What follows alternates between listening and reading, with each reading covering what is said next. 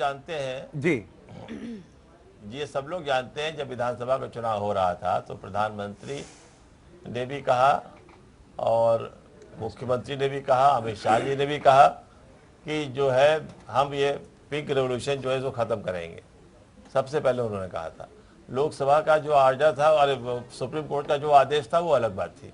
या तो ये कहते हैं कि हम सुप्रीम कोर्ट के आदेशों को पारित कराएंगे, लेकिन इन्होंने तो सबसे पहले अपना यही मैसेज दिया था और इन्होंने किया उसको बंद। मुझे इससे कोई मतलब नहीं है, सरकार का आउटलुक है, सरकार किस तरह से अपना एडमिनिस्ट्रेशन करती है।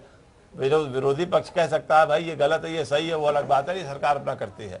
सरकार ने ये नहीं देखा कि 2.5 लाख आदमी इसमें कम से कम एम्प्लॉई हैं और वो कैसे अपनी जीविका चलाएंगे। उसके लिए सरकार ने अभी तक कोई ऐसा प्रयास नहीं किया कि उनके लाइसेंसेस को सही, उनकी कमियों को सही करा के लाइसेंसेस इशू कर दिए जाएं ताकि वो लोग अपनी जीविका को चला सके। तो ये सारी चीजें अपने में दिखाई पड़ती हैं कि वो एक वर्ग के साथ क्या कर रहे हैं। और जहाँ तक रह गया है कि प्रोफेसर साहब कह रहे थे कि हम वोट बैंक का इस्तेमाल करते हैं, वोट बैंक कोई नहीं करता है। जब देश आज़ाद हुआ और हिंदुस्तान और पाकिस्तान 2 भागों में विभाजित हुआ तो जो मुसलमान यहाँ रह गए थे वो हिंदुस्तान की सेकुलरिज्म में रहने के लिए यहाँ रुके थे और उनमें से कई लोग थे जो चुनाव लड़े और उस समय लोकसभा में 5,000, 6,000, 7,000, 8,000 से ज़्यादा मुसलमानों की तादाद नहीं थी और वो MP हुए वहाँ से जीत के।